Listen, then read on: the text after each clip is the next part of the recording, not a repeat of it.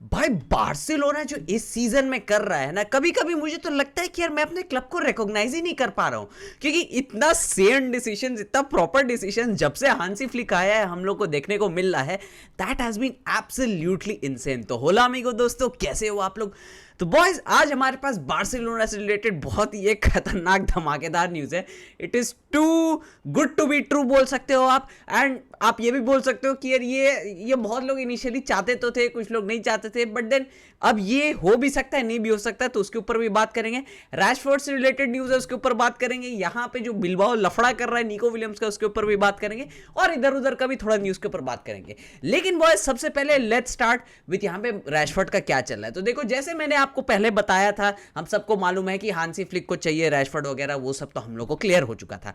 लेकिन बॉयज, हम लोग बेसिकली यही सोच रहे थे कि रैशफोर्ड को लेके हम लोग आएंगे तो वो वहां पे निको विलियम्स का एक सब्स्टिट्यूट की तरह खेलेगा, लेफ्ट विंगर, जैसे रैशफोर्ड यूनाइटेड में मोस्ट ऑफ द टाइम खेला है, एस्टन विला में भी वो वैसे ही खेल रहा था। लेकिन अभी न्यूज यहां पे निकल के आई है कि हांसी फ्लिक ने प्लान किया है कि वो रैशफोर्ड को नंबर 9 खिलाएगा।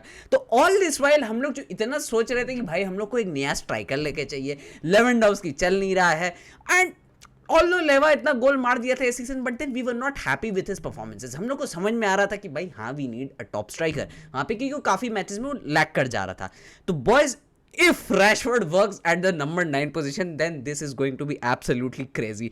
मतलब इमेजिन करो बॉयज, इमेजिन करो एक रेड हॉट फॉर्म वाला, उसका पर्पल पैच वाला रैशफोर्ड, जो जो जो भी शॉट लेता है वो गोल जाता है, उस तरीके का रैशफोर्ड अगर फॉर्म में आ जाए, क्योंकि जब उसका पर्पल पैच चलता है, we know how dangerous Marcus Rashford can B.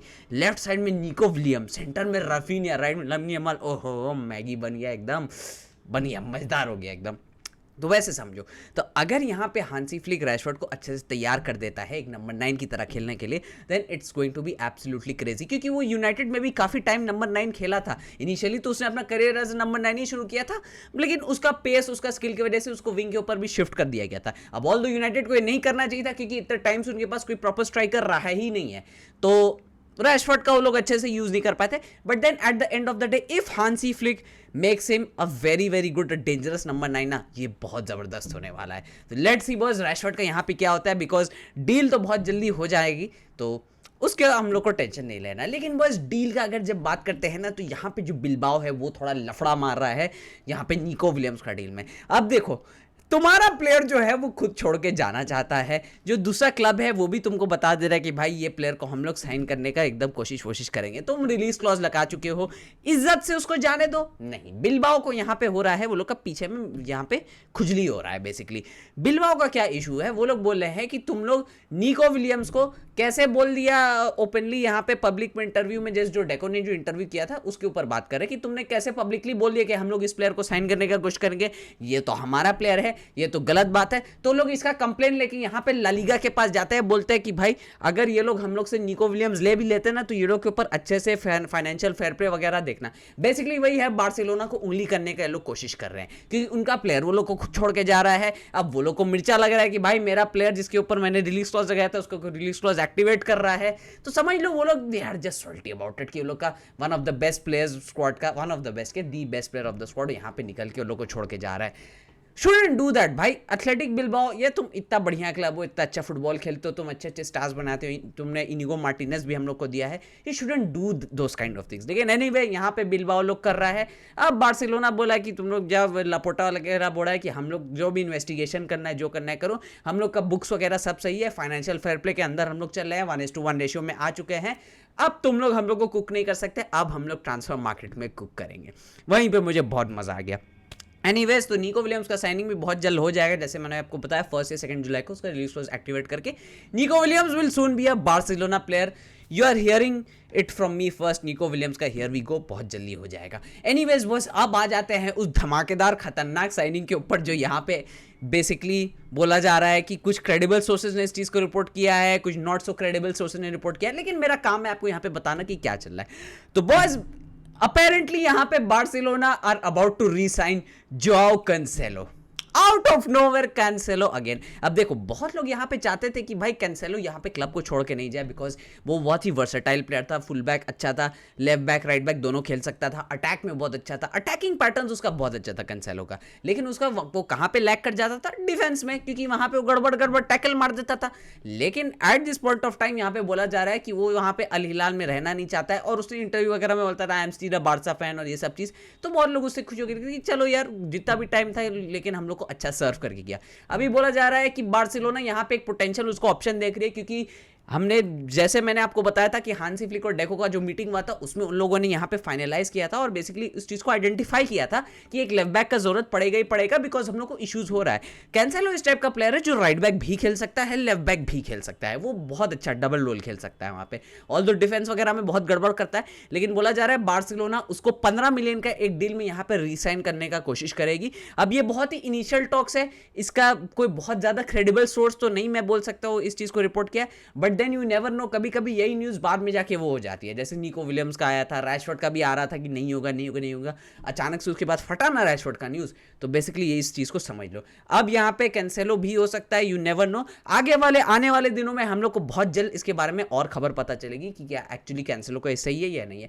लेकिन अगर कैंसेलो आ गया वी विल हैव अनदर, यहाँ पे डेप्थ आ जाएगा टीम में। ग्रिमाल्डो आ सकता था एंड वेंडरसन आ सकता था, उन दोनों की जगह पे एक कैंसेलो काम कर देगा। आई नो उसका एज वगैरह ज़्यादा है, लेकिन अभी अगर हम लोग को प्लेयर्स मैनेज करना है, वेज बिल में वो सब चीज़ ठीक करके करना है, then I think Cancelo could be a normal option. वहाँ पे बहुत ज़्यादा वहाँ पे दिक्कत नहीं हो चाहिए, तो maybe Cancelo to Barcelona भी हो सकता है यहाँ पे।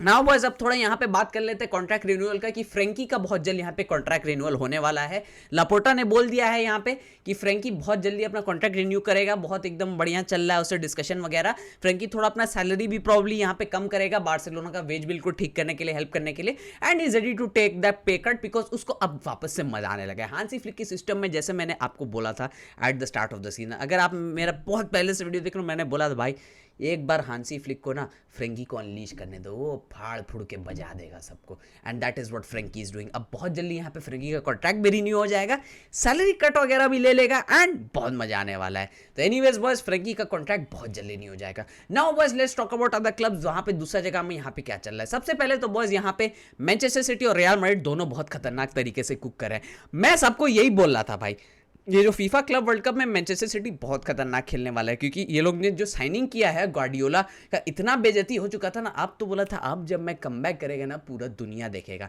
यहाँ पे कमबैक कर रहा है गार्डियोला का टीम और पूरा दुनिया देख रहा है। यूवेंटस को 5-2 पेला एकदम खतरनाक तरीके से बॉयज। सिटी ने जो गेम खेला है उस दिन अलेन को भी 6 गोल मारा, यहाँ पे भी अब 5-2 मारा।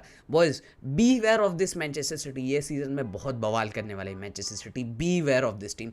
दूसरी तरफ बॉयज बहुत लोग जो जाबी अलोंसो के यहाँ पे मजाक उड़ा रहे थे, ये मैच भी जाबी अलोंसो का टीम रियल मैड्रिड जीत गया है 3-0। आई नो माइटी पचूका जो भी टीम है वो लोग से जीता है, but then at the end of the day you have to see the performances, their performances are really really good. Pitch पे अच्छा कॉम्बिनेशन बन रहा है, जो प्लेयर्स है वो बहुत अच्छे से कंबाइन कर रहे हैं, एंड जाबी अलोंसो का जो सिस्टम है 3 एट द बैक वाला वो अभी हम लोग को देखने को मिला है।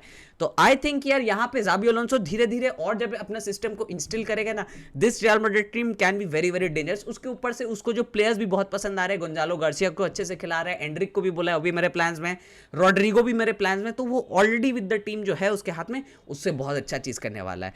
तो लेट्स सी यहाँ पे रियल मैड्रिड क्या करेगा, बिकॉज थोड़ा कंपटीशन तो चाहिए। लेकिन बस लास्टली एक और आपको न्यूज देना चाहता हूँ कि यहाँ पे जो वोल्टे मार्डे, जिसके बारे में बहुत ज्यादा यहाँ पे खबर चल रही थी कि भाई वोल्टे मार्डे एक बहुत अच्छे लेवल का स्ट्राइकर है यहाँ पे, जैसे मैंने आपको बताया था कि उसको ड्रिबलिंग भी आती है, इतना लंबा हाइट होने के बाद भी इतना अच्छा ड्रिबल करता है, बॉडी बैलेंस बहुत अच्छा है, जर्मन प्लेयर है। मैंने आपको ये भी बता दिया था कि बॉयज ये बायन ही जाएगा और कहीं नहीं, तो पर्सनल टर्म्स यहाँ पे बायन से अग्री हो चुका है, and Woltemade will be a Bayern player.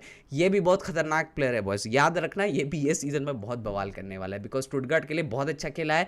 Germany का वो जो अंडर 21 अंडर 23 जो भी टीम जो भी यूरोज वगैरह खेला था उसमें भी बहुत अच्छा खेला है। तो लेट्स सी वोल्टे मार्डे क्या कर रहा है। बहुत लोग मुझसे ये सवाल कर रहे थे कि अब हैरी केन का क्या होगा, तो बॉयज हैरी केन ऑलरेडी 30-31 हो चुका है, तो 2-3 ईयर्स आई थिंक बायन उससे ज़्यादा उससे नहीं निकाल पाएगी। And having 2 legendary strikers in your team, आप वोल्टे मार्डे को कुछ विंग की तरफ भी खिला सकते हैं, कुछ वैसे मैनेज करके खेल सकते हैं, so they will adjust it.